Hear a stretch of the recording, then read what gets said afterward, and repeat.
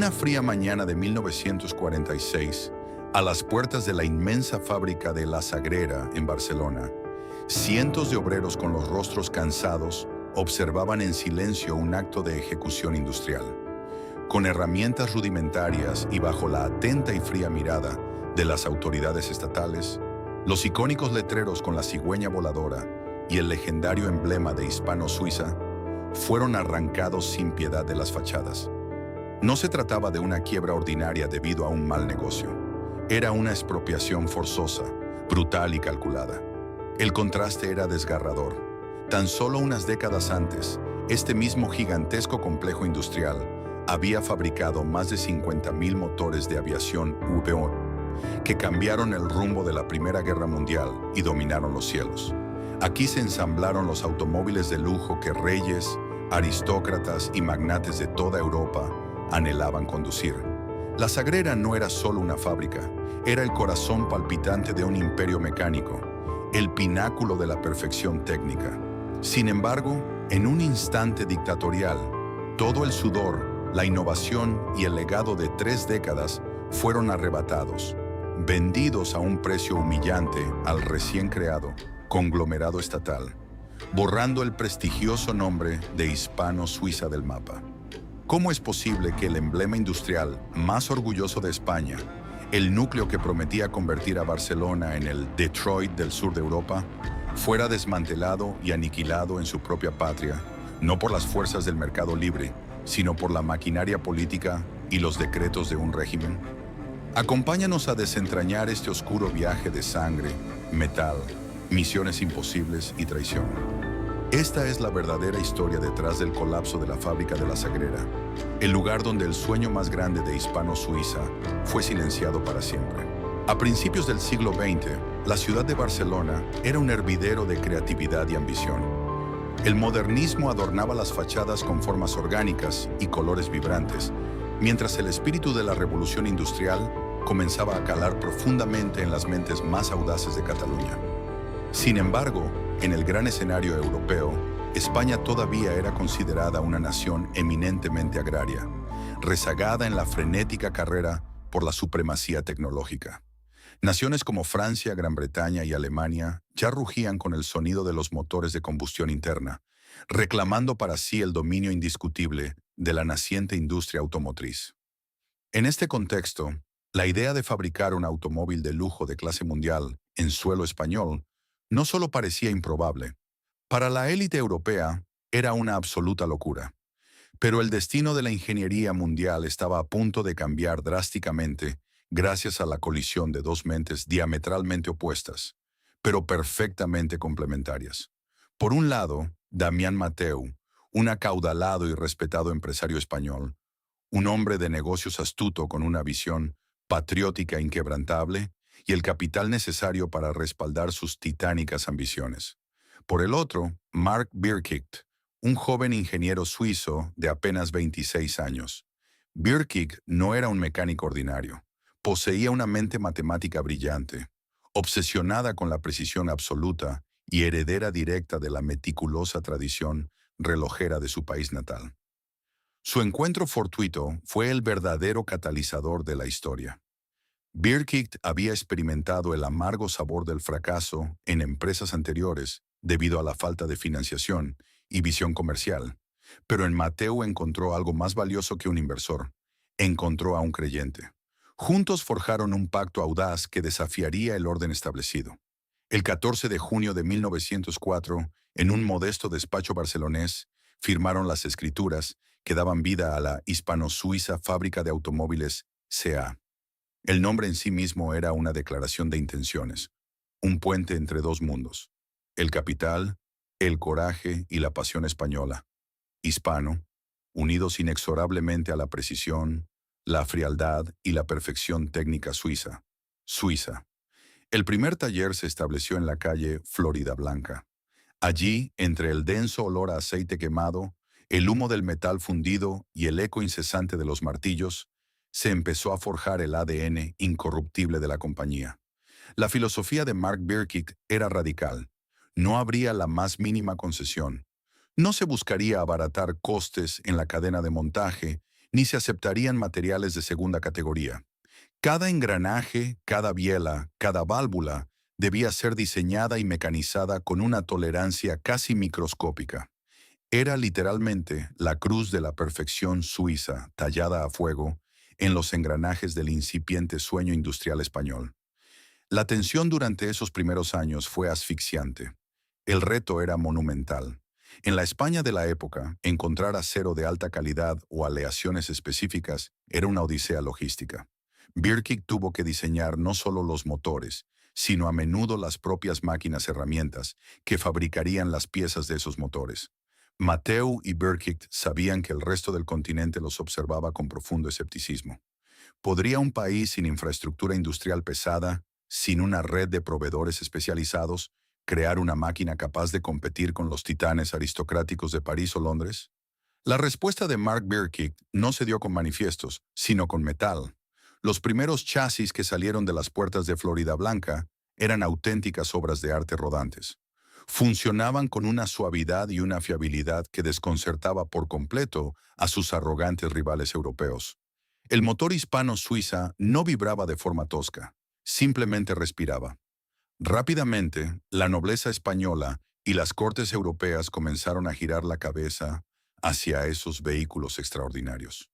El mismísimo rey Alfonso XIII de España, un apasionado pionero del motor, quedó cautivado por la agilidad, la fiereza y la elegancia de estas máquinas, convirtiéndose en el cliente y embajador más ilustre de la marca. El mundo había sido silenciado. El milagro español era real. Pero el éxito trajo consigo un nuevo y vertiginoso desafío. Los modestos talleres urbanos pronto se quedaron trágicamente pequeños. La demanda internacional crecía a un ritmo frenético, y la visión conjunta de Mateu y Birkigt exigía un escenario mucho más grandioso. Ya no se conformarían con ser una marca de nicho. Su objetivo era dominar por completo el continente europeo, por tierra y por aire. Y para lograr esa hegemonía, necesitarían levantar un templo monumental consagrado a la industria pesada. Necesitaban construir la Sagrera. El éxito rotundo de los primeros modelos hizo que las estrechas instalaciones de la calle Florida Blanca parecieran casi una prisión para las colosales ambiciones de la compañía. Damián Mateu y Mark Birkigt sabían que la perfección requería espacio. En 1911, la respuesta a esa asfixia industrial se materializó en los terrenos del barrio de San Andrés de Palomar, en las afueras de Barcelona. Allí se inauguró la majestuosa fábrica de la Sagrera. No era simplemente un taller más grande, era un templo consagrado a la ingeniería de vanguardia, con pabellones inmensos bañados por la luz natural, grúas puente que cruzaban los techos, maquinaria de última generación importada de toda Europa, y un trazado logístico diseñado meticulosamente para optimizar cada etapa del ensamblaje. La Sagrera representó un salto cuántico en la historia industrial de España. De la noche a la mañana, Hispano-Suiza dejó de ser una audaz promesa local para convertirse en un coloso capaz de mirar a los ojos a cualquier fabricante del continente. Pero el verdadero bautismo de fuego para esta monumental instalación no llegaría rodando por las polvorientas carreteras europeas, sino cayendo desde el cielo. En 1914, el mundo se sumergió en la oscuridad y el barro de las trincheras con el estallido de la Primera Guerra Mundial. España se declaró neutral, una posición que, en teoría, podría haber aislado y estancado a la fábrica. Sin embargo, el genio de Birkigt no conocía fronteras. Comprendió antes que nadie que el futuro del conflicto y de la propia ingeniería residía en la naciente y peligrosa disciplina de la aviación.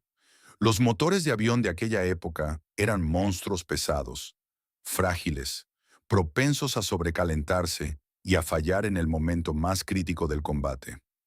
Encerrado en su estudio de diseño en la Sagrera, el ingeniero suizo concibió una obra maestra absoluta, un motor VV8 con el bloque de cilindros fundido en una sola pieza de aleación de aluminio. Era drásticamente más ligero, mucho más potente y sobre todo infinitamente más fiable que cualquier máquina que los ejércitos aliados hubieran visto jamás. De repente, la Sagrera se transformó. Las líneas de montaje que antes acariciaban el metal para formar chasis de lujosos automóviles se reconfiguraron a una velocidad febril. La fábrica comenzó a latir a un ritmo bélico y urgente. El sonido constante de los tornos de alta precisión, el rugido ensordecedor de los bancos de pruebas y el trasiego incansable de obreros forjaron una sinfonía industrial que no se detenía ni de día ni de noche. Trabajar en la Sagrera requería ahora una responsabilidad de vida o muerte. Los mecánicos sabían que un solo error milimétrico en Barcelona significaba la caída de un piloto en los cielos de Verdún.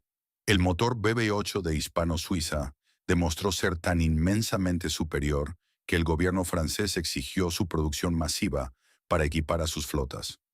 Los legendarios cazas Espadé-Sévigné, pilotados por héroes como el as de la aviación francesa Georges Guynemer, dominaron los cielos gracias a la potencia bruta generada por el diseño de Birkitt. Fue en este momento de gloria militar cuando la famosa cigüeña en vuelo, el emblema personal de la escuadrilla de Guynemer, se unió eternamente al nombre de la compañía como un homenaje a los motores que les mantenían con vida.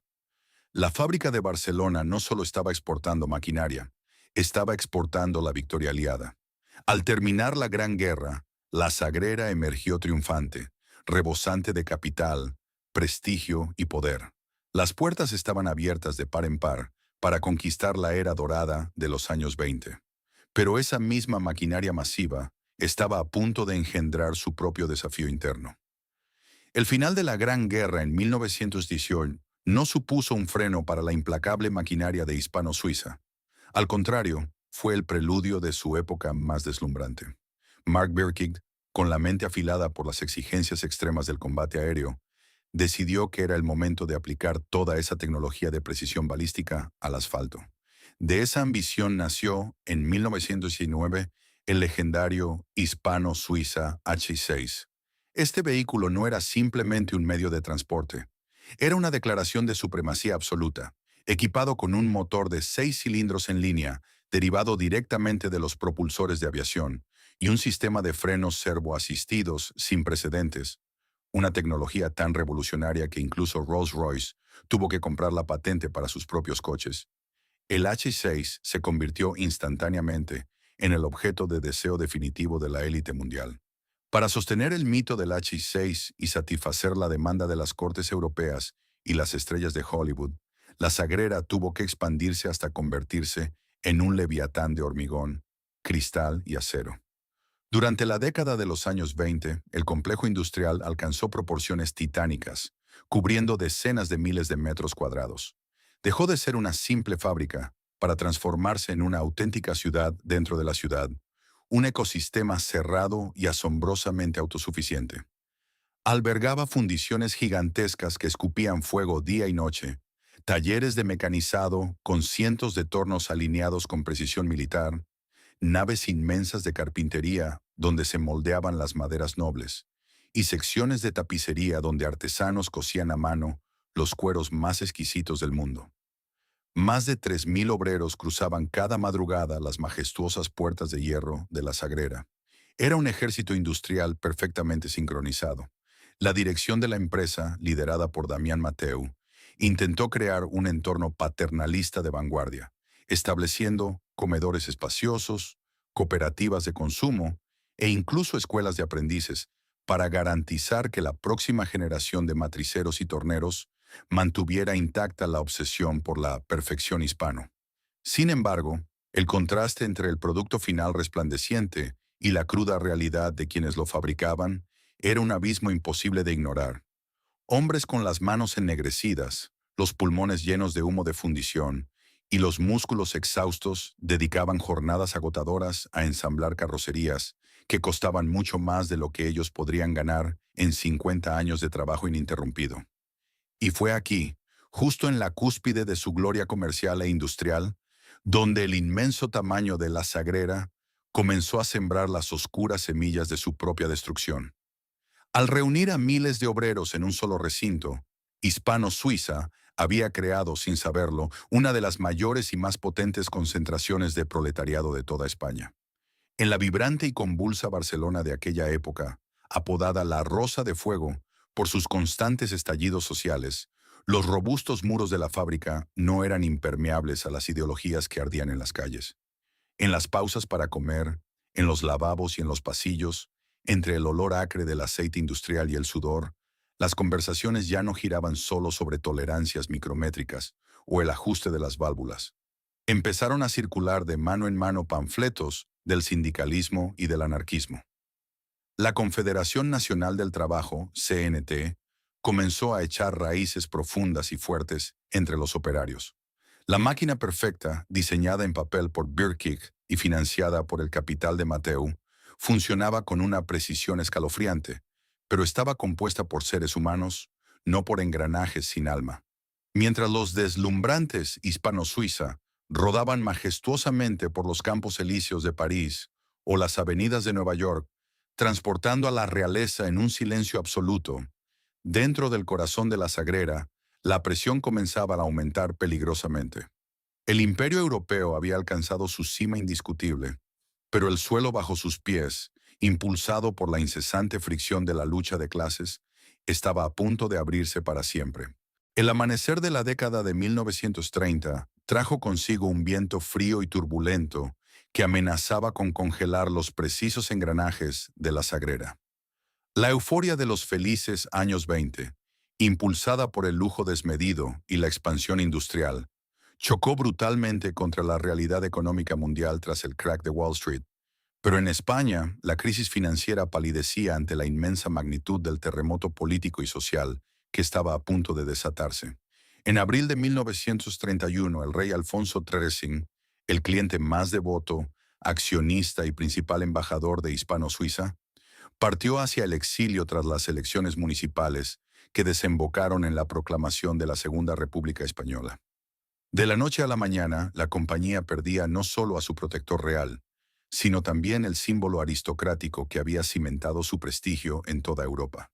El nuevo clima republicano destapó una olla a presión que llevaba años acumulando vapor en los barrios obreros de Cataluña. Barcelona, la indomable Rosa de Fuego, se convirtió en el epicentro de un fervor revolucionario sin precedentes. Dentro de los gigantescos muros de la Sagrera, la atmósfera cambió de forma drástica.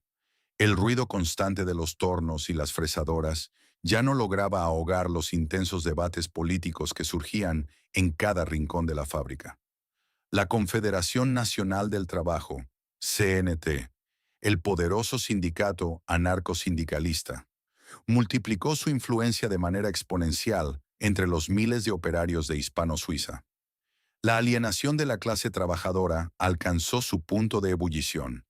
Mientras en las oficinas de diseño, Mark Birkig presentaba en 1931 el deslumbrante hispano-suiza J-12, una maravilla de la ingeniería equipada con un gigantesco motor V12, tan silencioso y equilibrado que se podía sostener una moneda de canto sobre su bloque mientras estaba en marcha.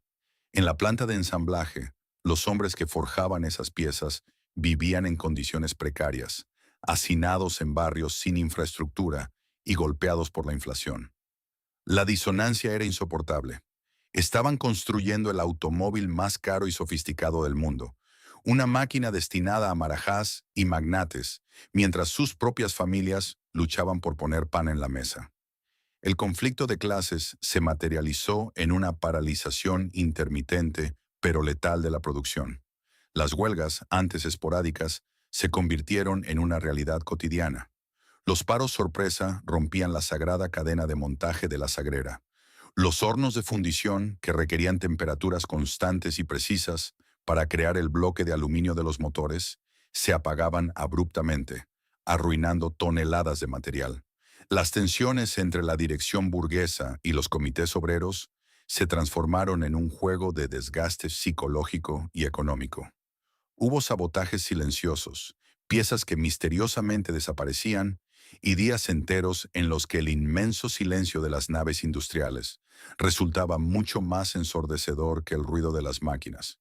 Damián Mateu, el patriarca fundador, intentó maniobrar en estas aguas traicioneras con la diplomacia y la astucia que siempre le habían caracterizado. Comprendía que la supervivencia de su imperio dependía de mantener un frágil equilibrio entre la intransigencia del capital y las demandas irrenunciables del proletariado. A pesar de su conservadurismo, Mateu gozaba de cierto respeto entre los sectores más moderados por su papel como creador de riqueza y empleo. Pero ese respeto se desmoronaba rápidamente bajo el empuje de las facciones radicales de la FAI, Federación Anarquista Ibérica, que veían en Hispano-Suiza el máximo símbolo de la opresión capitalista que debía ser derrocado. El golpe de gracia para la estabilidad interna de la empresa no vino de un piquete sindical ni de un decreto gubernamental, sino de la implacable biología. En diciembre de 1935, en pleno invierno y con la tensión social al borde del abismo, Damián Mateu falleció a los 72 años de edad tras una rápida enfermedad. Su muerte provocó una onda sísmica en los cimientos de la Sagrera. La compañía perdía repentinamente a su timonel más experimentado, al hombre que poseía el instinto financiero y la autoridad moral para mantener unidos a inversores, ingenieros y trabajadores. El liderazgo recayó entonces sobre los hombros de su hijo, Miguel Mateu, un hombre brillante pero de carácter muy diferente, con inclinaciones políticas mucho más derechistas y marcadas que chocarían frontalmente con la clase obrera radicalizada. Con la pérdida del fundador, el último puente de entendimiento entre la dirección y los trabajadores se derrumbó por completo. El año 1936 amaneció con un presagio lúgubre. La fábrica ya no era un ecosistema de perfección suiza y pasión española, sino una trinchera dividida en dos bandos irreconciliables que se miraban con odio y desconfianza. Las piezas de los motores V12 seguían brillando bajo la luz de los pabellones, pero el aire estaba cargado de electricidad estática. Los nubarrones negros habían cubierto por completo el cielo de Barcelona. Ya no había vuelta atrás. La tormenta perfecta estaba a punto de desatar un diluvio de sangre, fuego y pólvora que engulliría para siempre la edad de oro de Hispano-Suiza. El 18 de julio de 1936, el frágil castillo de naipes sobre el que se sostenía España se derrumbó de forma catastrófica. El alzamiento militar desató la guerra civil, y en cuestión de horas, las calles de Barcelona se transformaron en un campo de batalla urbano. El eco lejano de los disparos y las sirenas reemplazó al bullicio cotidiano. Para la inmensa fábrica de la Sagrera, este no fue simplemente un evento político más, fue el cataclismo final que alteraría su destino para siempre. Las pesadas puertas de la factoría se abrieron de par en par, pero esta vez no para dar paso a la elegante silueta de un automóvil de lujo, sino para dejar entrar a la revolución armada. Los obreros, radicalizados tras años de tensiones y ahora organizados bajo las banderas rojinegras de la CNT y la FAI, no esperaron a recibir órdenes de nadie. Entraron en la Sagrera no como empleados o subordinados, sino como auténticos conquistadores. Armados con fusiles, pistolas y un resentimiento de clase acumulado durante décadas, tomaron el control absoluto de cada nave, de cada fundición y de cada despacho ejecutivo. El Consejo de Administración y los directivos burgueses se encontraron repentinamente con una sentencia de muerte pendiendo sobre sus cabezas. Miguel Mateu, el heredero del imperio, comprendió rápidamente que quedarse en Barcelona equivalía a enfrentarse a un pelotón de fusilamiento inminente. En medio del caos y el terror, él y la mayoría de los altos cargos de la empresa se vieron obligados a huir precipitadamente cruzando la frontera hacia Francia, abandonando la joya industrial que su familia había construido. Mark Birkitt, el genio creador, horrorizado por la violencia y el colapso del orden, cortó los lazos con la matriz y se refugió definitivamente en la próspera sucursal de la compañía en Bois Colombes, París. De la noche a la mañana, el coloso de la Sagrera fue incautado y colectivizado. Un comité obrero asumió la dirección total y absoluta del complejo. La Hispano-Suiza, el pináculo del orgullo capitalista español y el proveedor oficial de la aristocracia europea, fue decapitada y subsumida bajo el control de la industria de guerra de la República. Y fue entonces cuando comenzó la verdadera metamorfosis, un proceso brutal y doloroso de mutilación industrial. Las inmaculadas líneas de montaje donde, apenas unas semanas antes, se acariciaba el aluminio de los majestuosos motores V12 y se pulían las maderas nobles, sufrieron un asalto sin contemplaciones. Las delicadas herramientas de precisión relojera fueron apartadas, ignoradas o destruidas. Los exquisitos cueros que iban a tapizar los asientos de los magnates fueron apilados en los rincones oscuros para hacer espacio a las planchas de acero pesado y tosco. El Comité Obrero decretó que no había lugar para la opulencia en tiempos de revolución. La Sagrera tenía ahora un solo propósito: alimentar el frente. Los chasis de los elegantes Hispano-Suiza, que estaban a medio construir en las líneas, fueron despojados de cualquier elemento superfluo y recubiertos apresuradamente con gruesas planchas de acero remachado. Así nacieron los famosos tiznaos, vehículos blindados improvisados que parecían monstruos metálicos deformes y que se enviarían a morir a las trincheras de Aragón. La falta de ingenieros cualificados, que habían huido o habían sido depurados, dejó a los operarios frente a un desafío abrumador. Tenían el control de los medios de producción, el sueño dorado de la revolución anarquista, pero se enfrentaban a la cruda realidad de tener que rediseñar procesos industriales complejos sobre la marcha, con escasez de materiales y bajo un intenso fuego político. La improvisación se convirtió en la norma. El ruido dentro de los inmensos pabellones cambió radicalmente. Ya no era el zumbido constante y afinado de una producción milimetrada, sino el estruendo caótico, sucio y metálico de una forja de guerra trabajando al límite de sus capacidades humanas. La maquinaria estaba siendo forzada a engendrar violencia, y el corazón de la Sagrera latía ahora con el pulso desesperado de la guerra civil. A medida que la guerra civil avanzaba y la carnicería en los frentes se intensificaba, la urgencia en la Sagrera se volvió absoluta. Los comités obreros se dieron cuenta rápidamente de que la euforia inicial de la incautación no podía sostener el esfuerzo bélico a largo plazo. La fábrica, diseñada meticulosamente para producir series limitadas de la más alta excelencia mecánica, estaba siendo obligada a escupir volumen bruto. Ya no se trataba de construir el mejor automóvil del mundo, sino de fabricar la mayor cantidad posible de ametralladoras, proyectiles de artillería, bombas de aviación y repuestos para los cazas republicanos. La transición fue una verdadera agonía industrial. Sin los ingenieros jefes, los planos técnicos y la férrea disciplina de control de calidad que Mark Bierkicht había implantado, los errores comenzaron a multiplicarse. Las aleaciones especiales de acero y aluminio escaseaban trágicamente debido al bloqueo internacional, obligando a los fundidores a utilizar metales de desecho de dudosa procedencia. Los tornos de alta precisión, antes calibrados al milímetro, comenzaron a sufrir un desgaste acelerado sin las piezas de repuesto adecuadas y sin el mantenimiento riguroso que requerían. La mítica perfección hispano fue sacrificada, despedazada en el altar ensangrentado de la necesidad militar. El ambiente dentro de las inmensas naves de la fábrica se volvió dantesco. El fino polvo de las maderas nobles y el aroma a cuero curtido fueron reemplazados por el olor acre de la cordita, el humo negro del aceite industrial quemado y el sudor rancio del miedo. Los turnos de trabajo se extendían hasta la extenuación.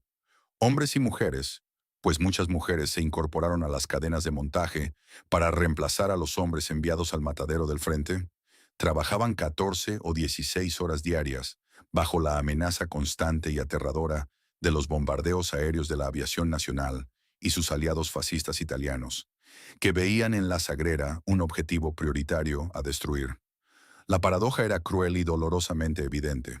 La clase obrera de Barcelona había luchado durante décadas para arrebatarle el control del capital a la burguesía. Finalmente tenían las llaves del imperio. Gobernaban la Sagrera sin amos ni directivos capitalistas, pero no habían alcanzado ninguna utopía. En su lugar, se encontraron atrapados como esclavos de una maquinaria de guerra insaciable. El Comité Obrero, presionado sin piedad por los líderes políticos y militares de la República para que aumentaran la producción a cualquier coste, imponía ritmos de trabajo draconianos que rivalizaban o incluso superaban la dureza de la antigua dirección. Entre los propios trabajadores, la unidad revolucionaria comenzó a fracturarse. Las disputas internas y sangrientas entre los anarcos sindicalistas de la CNT y los militantes comunistas por el control político de la producción generaron desconfianza y un clima de paranoia dentro de la propia fábrica. Cada fallo en un motor reparado, cada cañón defectuoso, era investigado no como un error de ingeniería, sino como un posible acto de sabotaje y traición. La camaradería de clase fue reemplazada por la vigilancia mutua y el miedo.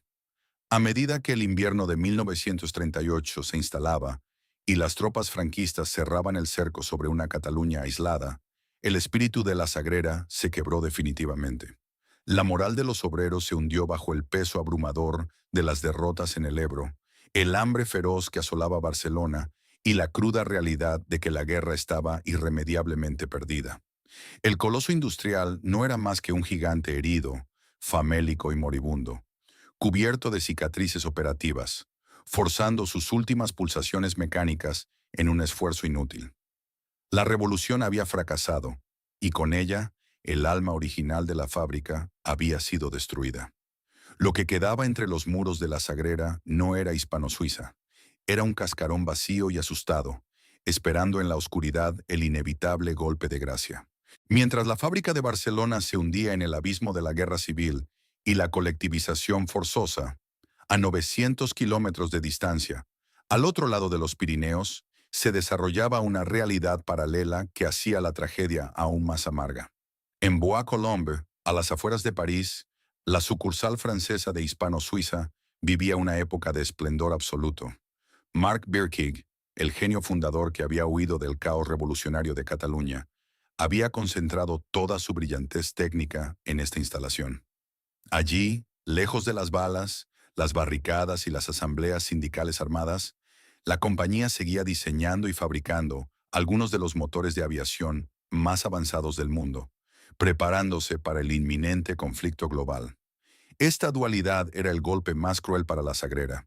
Históricamente, Barcelona y París habían funcionado como dos mitades vitales de un mismo cerebro industrial. Cataluña aportaba la fuerza matriz, la audacia inversora de la familia Mateu y la capacidad de producción masiva, mientras que Francia era el escaparate aristocrático y la conexión directa con los mercados globales.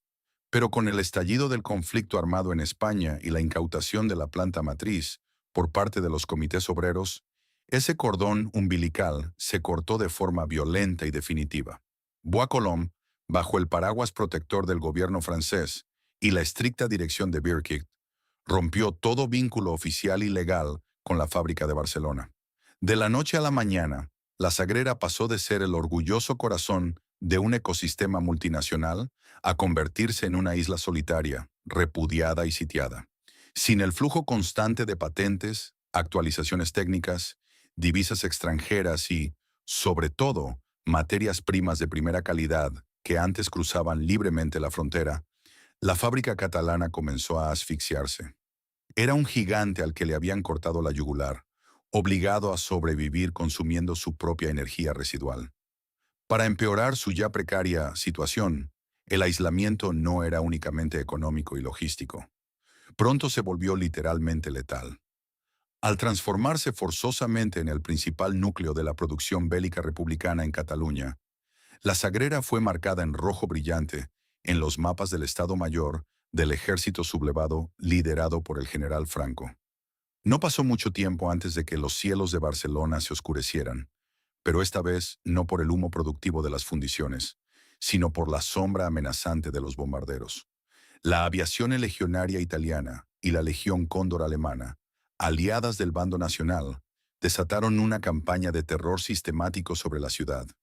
El gigantesco complejo industrial de San Andrés de Palomar, con sus inmensos tejados en dientes de sierra, era un blanco geográfico imposible de fallar desde el aire. Las alarmas antiaéreas se convirtieron en la nueva y macabra banda sonora de la jornada laboral, anunciando la muerte que caía desde las nubes y destrozando cualquier intento de mantener un ritmo de producción estable. A medida que los ataques aéreos se hacían cada vez más frecuentes y devastadores, la hemorragia interna de la Sagrera se aceleró hasta volverse incontrolable. La destrucción física de los tejados, las cristaleras y los robustos muros de ladrillo era evidente desde cualquier punto del barrio, pero el verdadero daño, el que estaba aniquilando lentamente al coloso, ocurría en las entrañas mismas de las líneas de producción. Sin la transfusión vital de materias primas de alta calidad procedentes del extranjero, los inventarios se agotaron rápidamente. El acero al cromo-níquel, indispensable para forjar los cigüeñales de los motores de aviación, simplemente desapareció. En su lugar, los fundidores, movidos por una desesperación absoluta, intentaban aleaciones imposibles, fundiendo chatarra recuperada de los edificios derruidos por las bombas en Barcelona.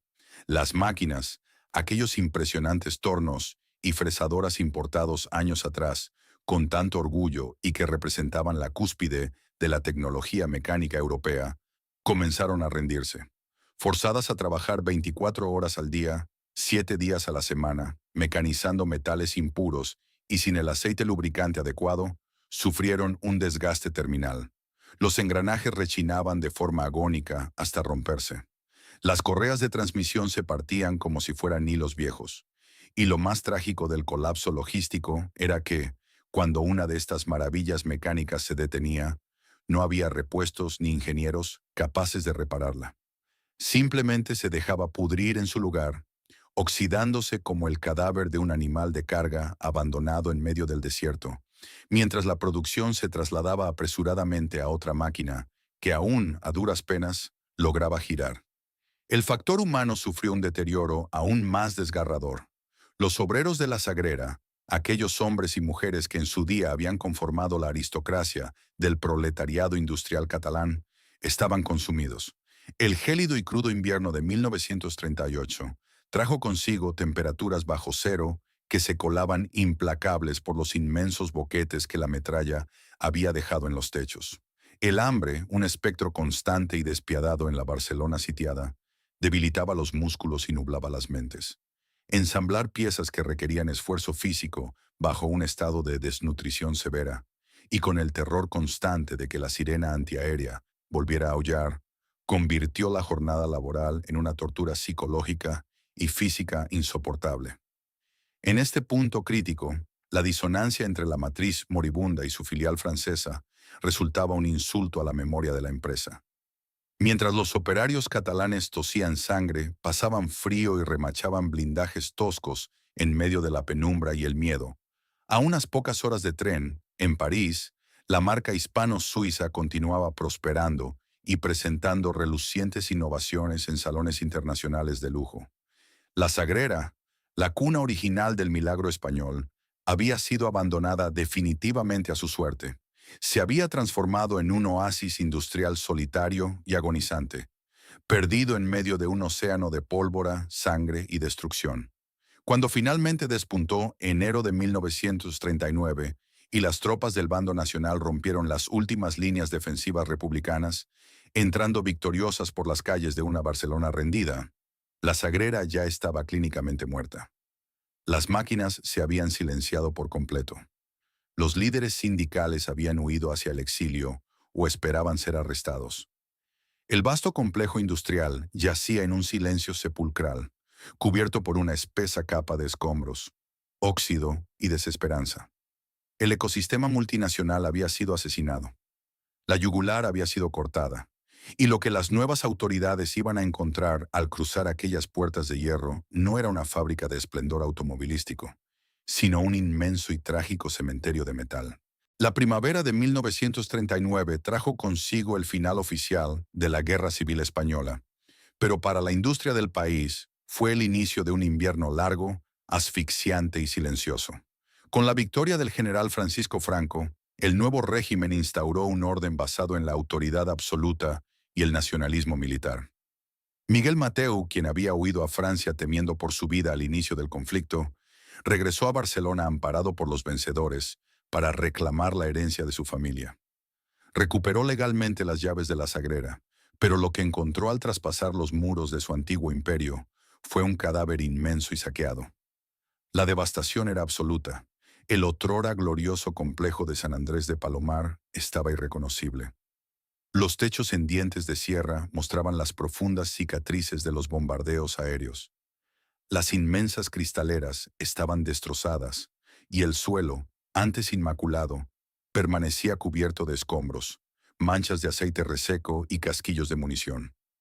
La maquinaria más valiosa había sido destruida por el uso extremo, desmantelada para piezas o, en los últimos días de la retirada republicana, saboteada para evitar que cayera en manos del bando nacional. Pero el vacío más doloroso no era el de las máquinas, sino el humano. La plantilla original de trabajadores, aquellos artesanos del metal que conocían los secretos de la precisión suiza, había sido diezmada. Muchos habían muerto en los frentes, otros se pudrían en prisiones o campos de represión franquistas, y una gran parte había cruzado la frontera hacia el exilio, para no volver jamás. Aunque la familia Mateo había recuperado la propiedad, Hispano-Suiza ya no era dueña de su propio destino. El mundo había cambiado drásticamente. Al otro lado de los Pirineos, la Segunda Guerra Mundial acababa de estallar, y la matriz en Bois-Colombes había sido absorbida por el esfuerzo bélico francés, cortando definitivamente cualquier lazo técnico, creativo o financiero con Barcelona. Mark Birkitt, el alma ingenieril de la compañía, no tenía la menor intención de regresar a una España en ruinas y bajo una dictadura militar. Pero el verdadero verdugo de la Sagrera durante esta época no fue la guerra que acababa de terminar, sino la política económica que el nuevo Estado impuso, la autarquía. Aislada internacionalmente, la España de Franco decidió cerrar sus fronteras y apostar por un modelo de autosuficiencia radical. Se prohibieron las importaciones de materias primas y se bloquearon las exportaciones. Para una empresa como Hispano-Suiza, cuyo ADN se basaba en importar el mejor acero, componentes especializados de toda Europa y exportar vehículos de lujo a las capitales del mundo, la autarquía no era una política económica, era una sentencia de muerte por asfixia. ¿A quién se le podía vender un majestuoso Hispano-Suiza con un silencioso motor V12 en un país devastado, donde la población civil moría de hambre y la gasolina estaba estrictamente racionada? La respuesta era a nadie. El mercado del lujo había sido borrado del mapa español. La opulencia de los años 20 parecía ahora un sueño febril y lejano, una burla cruel ante la miseria cotidiana de la posguerra. Obligada a reinventarse simplemente para sobrevivir y dar de comer a los pocos cientos de operarios que quedaban, la dirección de la empresa tomó una decisión drástica y humillante. La marca que había fabricado los coches de los reyes y los motores de los héroes del aire tuvo que rebajarse a producir maquinaria pesada de estricta supervivencia. La Sagrera comenzó a ensamblar camiones de carga, como el anticuado modelo Tipo 66, furgonetas pesadas y trolebuses urbanos. Era un descenso a los infiernos de la mediocridad industrial. Los ingenieros y mecánicos que antes ajustaban válvulas con tolerancias microscópicas, ahora montaban bastidores rústicos. La escasez de combustible era tan severa que Hispano-Suiza tuvo que fabricar e instalar gasógenos en sus propios vehículos.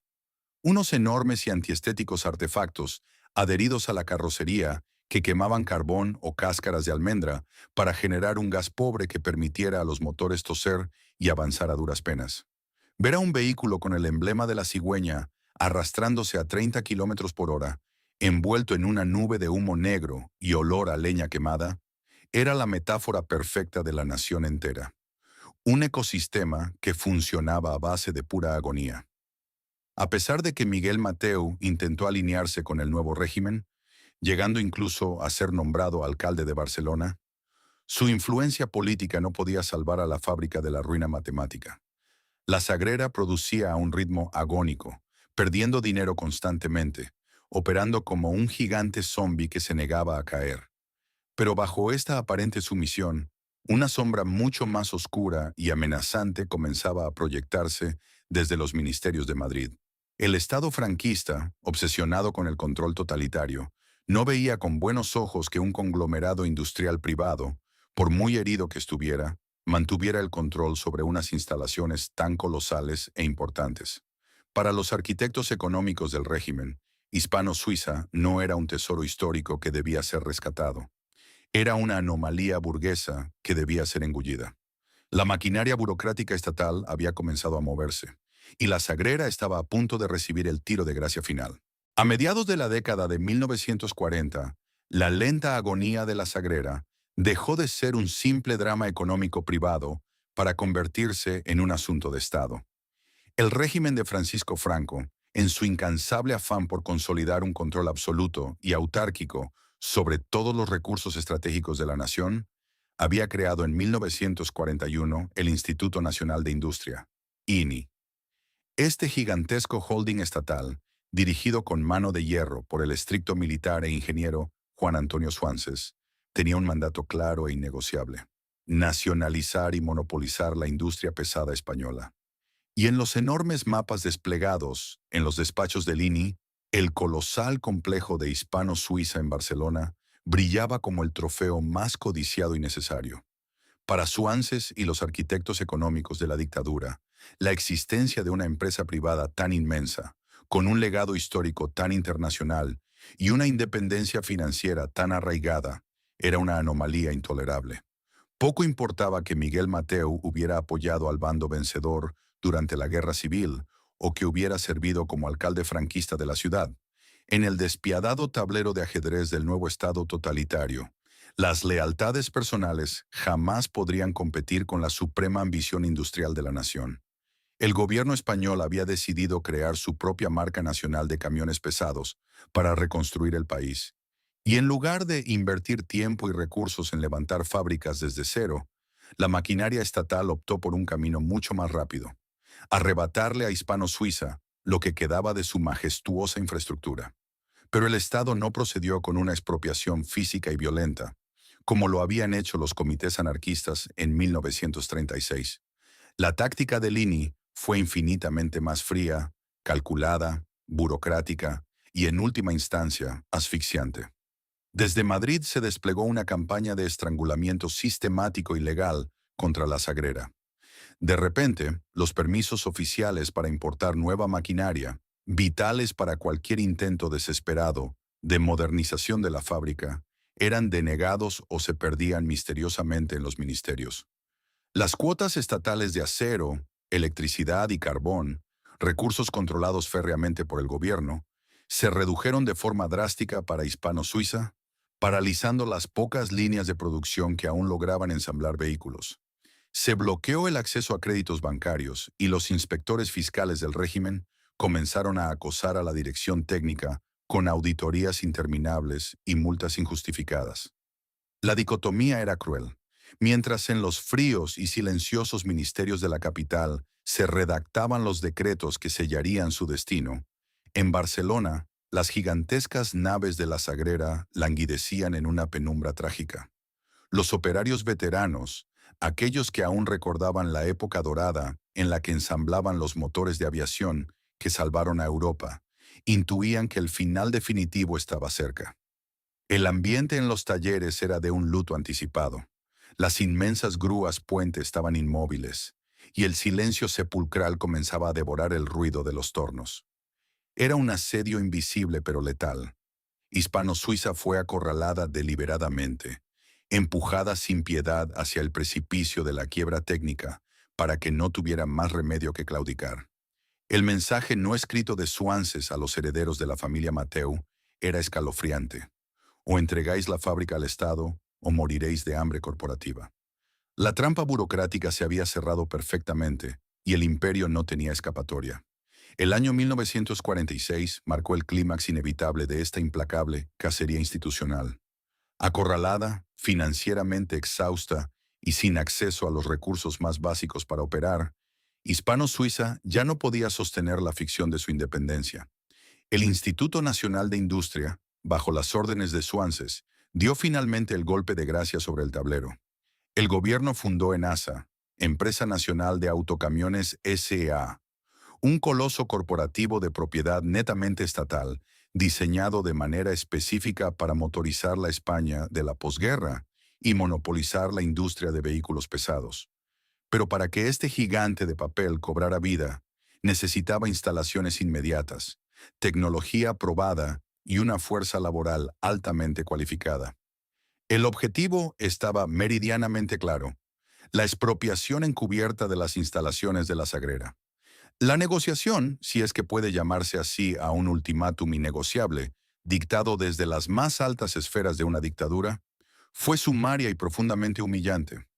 Miguel Mateu, acorralado y despojado de cualquier palanca de poder real frente al todopoderoso Estado franquista, se vio obligado a capitular.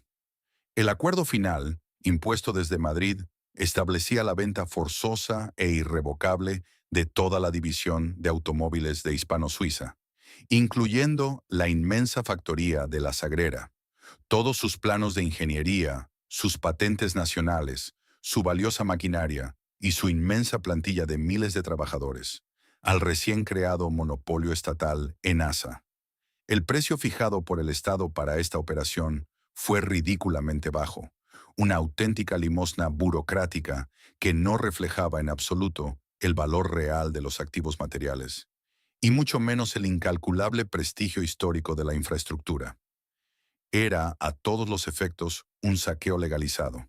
Para añadir sal a la herida, el hombre designado por el gobierno para tomar las riendas de la nueva ENASA fue Wilfredo Ricard, un brillante y carismático ingeniero barcelonés de reputación internacional que acababa de regresar de Italia. Ricard cruzó las majestuosas puertas de hierro de la Sagrera no como un socio ni como un invitado, sino como el nuevo señor absoluto de un territorio conquistado. Para los antiguos directivos y los operarios veteranos, que aún reverenciaban la figura casi mítica de Mark Birkitt y la época dorada de los motores de aviación, la llegada de Ricard, escoltado por los funcionarios de Madrid, representaba la humillación definitiva. El momento de la firma de los documentos de traspaso no fue celebrado con champán ni con discursos de esperanza. Se llevó a cabo envuelto en un silencio de resignación fúnebre. Con un solo trazo de pluma en un frío despacho, se borraron de un plumazo más de 40 años de historia, innovación sin límites y supremacía tecnológica inigualable. El sueño patriótico y visionario de Damián Mateu, que había nacido en un pequeño y humilde taller de la calle Florida Blanca y se había expandido hasta dominar los cielos de Europa y las cortes aristocráticas de todo el mundo, fue devorado legalmente por un expediente administrativo. Hispano-Suiza, como entidad fabricante de automóviles en suelo español, dejó de existir en ese preciso instante. El imperio no había sido derrotado por un competidor más ágil en un mercado libre, ni por un error de cálculo en sus inmaculados diseños mecánicos. Había sido aniquilado sin piedad por las fuerzas incontrolables de la Guerra Civil primero, y por la maquinaria expropiatoria de un Estado dictatorial después. La inmensa fábrica de La Sagrera seguiría en pie, sus chimeneas seguirían humeando y sus obreros seguirían fichando al amanecer, pero sus engranajes ya no latirían jamás al ritmo de la perfección absoluta. El colapso del sistema privado se había consumado, bajando el telón de una era gloriosa y dejando a miles de almas a la espera de un amanecer incierto bajo la sombra de un nuevo amo estatal. El amanecer que siguió a la firma de la expropiación no trajo consigo el repique de las campanas, sino el frío y sistemático sonido de una erradicación oficial. Para el Estado, no bastaba con poseer legal y físicamente las colosales instalaciones de La Sagrera. Era imperativo borrar de raíz cualquier vestigio del orgullo burgués, catalán y privado que representaba Hispano-Suiza. Wilfredo Ricard, al mando de la recién nacida ENASA, inició de inmediato lo que solo puede describirse como una profunda y calculada purga de la memoria industrial. Las directrices que llegaban desde los ministerios de Madrid eran inflexibles. Todo aquello que recordara al antiguo imperio debía ser eliminado. En las fachadas de los inmensos pabellones, las brigadas de mantenimiento, armadas con cinceles, pintura y sopletes, procedieron a arrancar metódicamente los legendarios carteles de la marca. El nombre Hispano-Suiza, que alguna vez había infundido profundo respeto en las cortes de toda Europa y auténtico terror en los cielos de la Gran Guerra, fue tachado agresivamente de los membretes, de los manuales de seguridad y de las puertas de los despachos. Pero la violencia simbólica más devastadora se produjo en el corazón mismo de la línea de montaje. El emblema eterno de la compañía, la elegante cigüeña plateada en pleno vuelo, un tributo sagrado a los pilotos caídos en combate, fue desterrada sin piedad. En su lugar, el Estado impuso su nuevo símbolo corporativo, el caballo alado Pegaso, diseñado por el propio Ricard. Este cambio no era un simple rediseño estético, era la imposición dogmática de una nueva doctrina. Pegaso representaba la fuerza bruta, la pesada motorización de un país en ruinas y el monopolio irrefutable del Estado totalitario. La cigüeña, con su ligereza, precisión absoluta y connotaciones aristocráticas, Era considerada ahora un enemigo ideológico que debía ser aplastado y silenciado. Para los trabajadores veteranos de la Sagrera, el impacto psicológico de esta transición fue devastador. Hombres que habían dedicado 3 décadas de su vida a perfeccionar tolerancias microscópicas en motores de aviación V8 y V12, que sentían cada bloque de aluminio pulido como una obra de arte propia, se encontraron de repente convertidos en empleados sin rostro de una fría burocracia estatal. Fueron despojados de sus antiguas credenciales y se les asignaron nuevos números de matrícula, embutidos en nuevos uniformes genéricos. Caminaban todos los días por los mismos pasillos de ladrillo que ellos mismos habían ayudado a levantar. Respiraban el mismo olor a aceite quemado y metal fundido, pero se sentían como extranjeros absolutos, como fantasmas exiliados deambulando en su propia casa. Las órdenes técnicas que ahora debían acatar representaban una afrenta directa a su orgullo profesional. Wilfredo Ricard, aunque un ingeniero brillante, operaba bajo el mandato de la autarquía. El enfoque estatal exigía volumen urgente, estandarización severa y robustez espartana para fabricar camiones pesados como el Pegaso II, apodado popularmente mofletes. Los antiguos matriceros y ajustadores, acostumbrados a trabajar con los aceros más nobles y las aleaciones más puras de Europa, debían ahora conformarse con materiales nacionales de baja calidad. La consigna en la Sagrera ya no era alcanzar la excelencia absoluta, era lograr la funcionalidad utilitaria a cualquier precio y sin hacer preguntas. El dolor era denso y palpable en las breves pausas de los turnos, en los rincones más oscuros de los talleres, donde la estricta mirada de los nuevos capataces de ENASA no llegaba. Los viejos operarios aún susurraban con reverencia el nombre de La Hispano. Ocultos en el doble fondo de sus cajas de herramientas, algunos mecánicos guardaban en secreto pequeños engranajes perfectamente pulidos, insignias desechadas o fragmentos de madera noble, abrazándolos como reliquias sagradas de una civilización destruida. Sabían perfectamente que cualquier protesta abierta significaba el despido inmediato o algo mucho peor bajo las leyes de la dictadura militar, así que tragaban su amargura en un silencio asfixiante. Con el paso de los meses, la implacable maquinaria expropiatoria completó su trabajo. Los inmensos hornos de fundición volvieron a rugir con furia y las líneas de ensamblaje se llenaron de toscos chasis para camiones y autobuses urbanos. Desde fuera, el gigantesco complejo de San Andrés de Palomar parecía haber recuperado el pulso y la vitalidad que la guerra civil le había arrebatado. El régimen franquista exhibía orgullosamente las cifras de producción de Pegaso como un triunfo rotundo de su modelo económico y de su ingeniería nacional. Sin embargo, detrás de esas frías estadísticas oficiales y del ruido ensordecedor de los nuevos y pesados motores diésel, se ocultaba una muerte íntima e irreversible. La Sagrera había sido físicamente salvada del colapso total, sí, pero el precio había sido vender su alma. Aquella mañana gris en que la última cigüeña de metal fue arrancada de la puerta principal y arrojada con desprecio al foso de chatarra, el verdadero corazón de Hispano-Suiza dejó de latir para siempre, enterrado vivo bajo el peso implacable de la historia y el olvido forzado por el Estado. El transcurso de las décadas bajo el dominio estatal de ENASA y la marca Pegaso trajo consigo una nueva era de actividad industrial para la Sagrera. Durante los años 50 y 60, el inmenso recinto continuó fabricando miles de camiones y autobuses que motorizaron a la España del desarrollismo. Sin embargo, este nuevo esplendor era de una naturaleza completamente distinta. Ya no había lujo, ni precisión suiza, sino la producción masiva y pragmática de vehículos pesados y ruidosos. Pero el tiempo y la implacable globalización no perdonan a nadie, ni siquiera a los monopolios del Estado. A medida que España se abría al mercado internacional y preparaba su entrada en la naciente Unión Europea, la pesada y burocrática estructura de ENASA se volvió económicamente insostenible.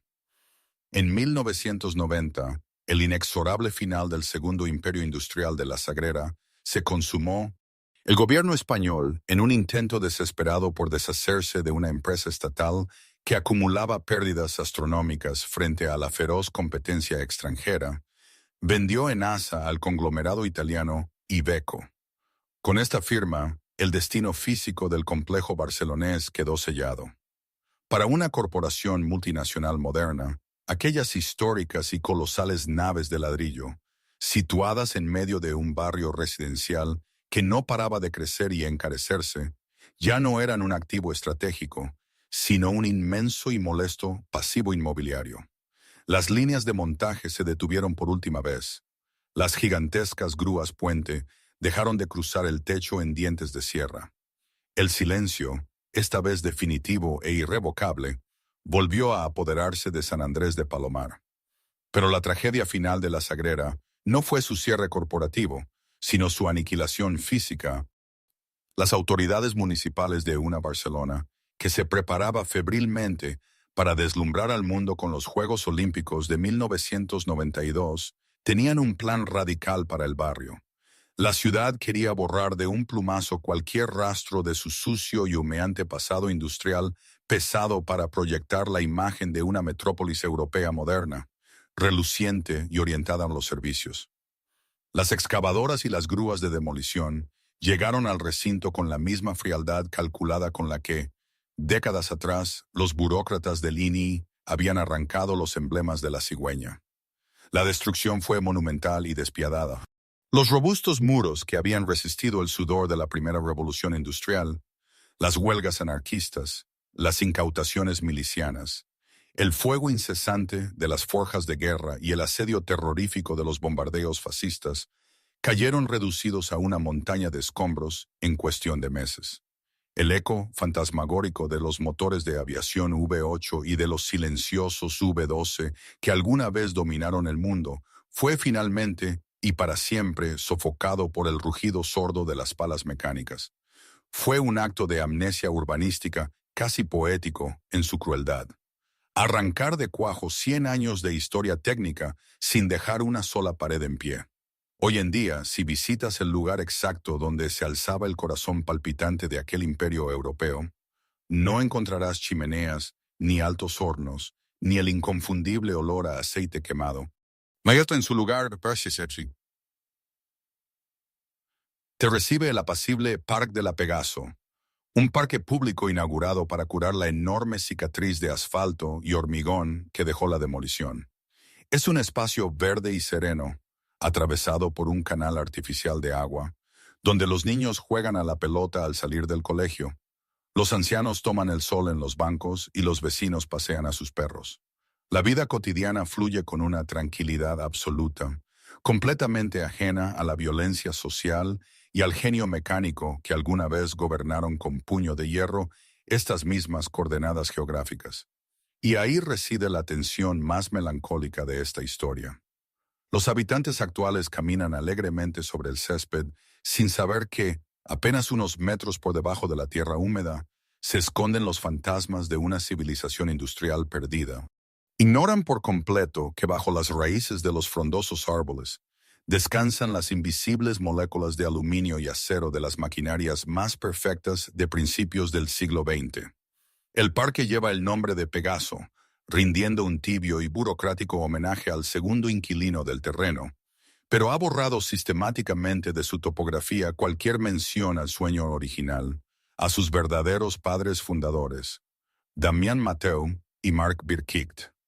La hispano-suiza de la Sagrera fue víctima de una doble ejecución, una condena que pocos imperios han sufrido. Primero, el Estado dictatorial le arrebató su nombre, su propiedad y su alma. Y medio siglo más tarde, la propia ciudad a la que ayudó a enriquecer y modernizar, le arrebató su cuerpo físico, enterrando su inmenso esqueleto bajo pesadas capas de tierra vegetal. El silencio actual del parque no es un remanso de paz natural, es el sonido opresivo de un olvido forzado, el testamento mudo de un milagro industrial que, por atreverse a ser el mejor del mundo en una época despiadada, terminó devorado por las incontrolables fauces de la política, la guerra y el progreso ciego. El colapso de la inmensa fábrica de la Sagrera no es simplemente la historia de una empresa automovilística que no supo adaptarse a los nuevos tiempos. Su tragedia encierra una lección mucho más profunda y escalofriante sobre la vulnerabilidad de la creación humana. A menudo creemos ingenuamente que los grandes imperios industriales caen únicamente por las implacables fuerzas del mercado libre, por la competencia extranjera o por la falta de innovación comercial. Sin embargo, el oscuro destino de Hispano-Suiza nos demuestra que la perfección técnica, el talento y el capital no son escudos suficientes cuando un sistema queda atrapado entre los engranajes trituradores de la historia política, el fanatismo ideológico y la violencia de Estado. La Sagrera no murió de inanición natural, ni fracasó en su diseño. Fue asfixiada, expropiada y finalmente borrada del mapa por decretos dictatoriales y planes urbanísticos que carecían de memoria. Fue un ecosistema humano y mecánico brillante que, en su punto máximo, logró dominar el cielo europeo con sus motores de aviación y las calles con sus vehículos de lujo, para luego ser arrastrado al barro de las trincheras y, finalmente, al abismo del olvido institucional. Las fábricas, al igual que las naciones, tienen un alma palpitante, forjada por el sudor, el sufrimiento y los sueños de miles de obreros, diseñadores e ingenieros. Y cuando esa alma se apaga por la fuerza bruta y no por el progreso, la pérdida es absolutamente irreparable para la historia de la tecnología. Hoy, mientras la vida moderna transcurre de forma apacible sobre las tumbas de aquellos gigantes de hormigón, deberíamos preguntarnos, ¿cuántos otros milagros industriales están siendo silenciados o destruidos hoy en día, no por falta de talento o esfuerzo, sino por las decisiones frías, burocráticas y calculadas del poder? La próxima vez que veas una fábrica abandonada o un parque construido sobre viejos cimientos, recuerda que debajo del óxido, el silencio y la hierba verde siempre hay una inmensa historia de grandeza y tragedia humana esperando ser rescatada. Si este viaje a través de las sombras y el eco del pasado industrial te ha hecho reflexionar, no olvides suscribirte al canal, dejar un me gusta para apoyar nuestro trabajo y compartir en los comentarios qué otra ruina corporativa o fábrica olvidada te gustaría que exploráramos en nuestro próximo documental. Tu apoyo es vital para que sigamos desenterrando la verdad detrás de estas historias perdidas.